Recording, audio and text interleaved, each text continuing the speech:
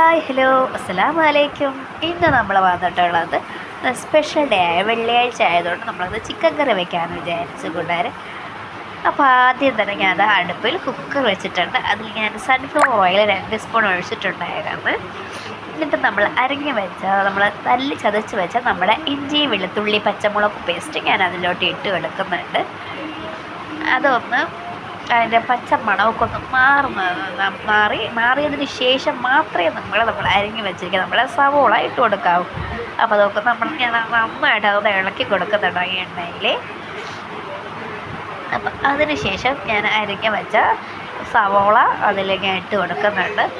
ഞാനിത് നമ്മുടെ പ്രീതിയുടെ സോഡിയാക്ക് മിക്സിയിൽ വെച്ചിട്ട് അരിഞ്ഞെടുത്ത നമ്മുടെ സവോളയാണ്.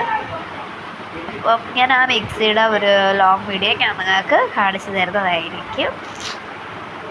അപ്പോൾ അതിന് ശേഷം ഞാൻ ഉപ്പ് ഇട്ടിട്ടുണ്ട്. ഉപ്പൊക്കെ ഇട്ട് നന്നായിട്ട് ഇളക്കി വഴറ്റിയെടുത്തതിന് ശേഷം മാത്രമേ ചിക്കൻ ഇട്ട് കൊടുക്കാവൂ.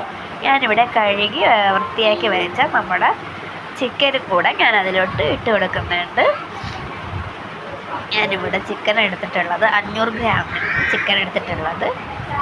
ഞാൻ നിങ്ങൾക്ക് എത്രയാണ് വേണ്ടത് അത്രയ്ക്ക് അനുസരിച്ച് വേണം നിങ്ങൾ ഇൻഗ്രീഡിയൻസ് ചേർക്കേണ്ടത്. അപ്പോൾ ഞാനിവിടെ 4 സവോളയാണ് എടുത്തിട്ടുള്ളത്. അപ്പോൾ അതിന് ശേഷം 2 വലിയ തക്കാളി ഞാൻ അതിൽ എടുത്തിട്ടുണ്ട്. അതും കൂടെ ഇട്ട് നന്നായിട്ട് ഇളക്കി കിടക്കുന്നുണ്ട്. പിന്നെ അതിന് ശേഷം ഞാൻ അതൊന്ന് ഇളക്കി എടുത്തിട്ടുണ്ട്. നമ്മൾ ഇതിലോട്ട് അടുത്തതായി ഇടാൻ പോകുന്നത് മഞ്ഞൾപ്പൊടിയാണ്. മഞ്ഞൾപ്പൊടിയും ലേശം ഉപ്പും കൂടെ ഇട്ട് നമുക്ക് ചിക്കൻ ഒന്ന് വേവിച്ചെടുക്കാം. പിന്നെ എൻ്റെ ചാനൽ ആദ്യമായി കാണുന്നവരാണെങ്കിൽ ഒന്ന് സബ്സ്ക്രൈബ് ചെയ്യണേ കൂട്ടുകാരെ. തൊട്ടടുത്ത കുഞ്ഞു ബെല്ലുണ്ട്, അതും കൂടെ ഞെക്ക്. അപ്പോഴേ ഞാനിടുന്ന വീഡിയോസിൻ്റെ നോട്ടിഫിക്കേഷൻ നിങ്ങൾക്ക് ലഭിക്കുകയുള്ളൂ. പിന്നെ ലൈക്ക് ചെയ്യുക, ഷെയർ ചെയ്യുക, കമൻറ്റ് ചെയ്യാൻ മറക്കരുതേ കൂട്ടുകാരെ. അപ്പോൾ നമുക്ക് ഒരു ഫീസിൽ നമുക്കത് വേവിച്ചെടുക്കാം. അപ്പോൾ വേവിച്ചെടുത്തിട്ടുണ്ട്. അടുത്ത ഇൻഗ്രീഡിയൻസ് നമുക്ക് ചേർക്കാം. അടുത്തതായിട്ട് 2 സ്പൂൺ മുളക് പൊടി ഇടുന്നുണ്ട്. 2 സ്പൂൺ മല്ലിപ്പൊടി ഞാൻ ഇട്ട് കൊടുക്കുന്നുണ്ട്.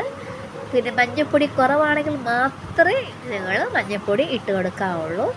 പിന്നെ അടുത്തത് ലേശം ഗരം മസാലയും, അടുത്തത് ലേശം കുരുമുളക് പൊടിയും കൂടെ. പിന്നെ നമുക്ക് മെയിനായിട്ട് വേണ്ടത് നമ്മുടെ ചിക്കൻ മസാലയാണ്. ചിക്കൻ മസാലയും കൂടെ ലേശം ഇട്ട് നമുക്കത് ഇളക്കി എടുത്ത് അരപ്പിൻ്റെ മണം പോകുന്നവരോ നമുക്കൊന്ന് തിളപ്പിച്ചെടുക്കാം. ഫിസിലിടാതെ വേണം നമുക്ക് അടച്ച് വെച്ച് നമുക്ക് തിളപ്പിച്ചെടുക്കേണ്ടത്.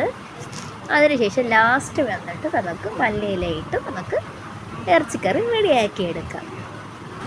അങ്ങനെ നമ്മളത് ഇളക്കി അതിൽ തിള വന്നിട്ടുണ്ട്. തിളയാകി വന്നതിന് ശേഷം നമ്മൾ മല്ലിയിലേക്ക് ഇട്ടും അങ്ങനെ നമ്മുടെ ചിക്കൻ കറി ഇവിടെ റെഡി ആയിട്ടുണ്ട് കൂട്ടുകാരെ.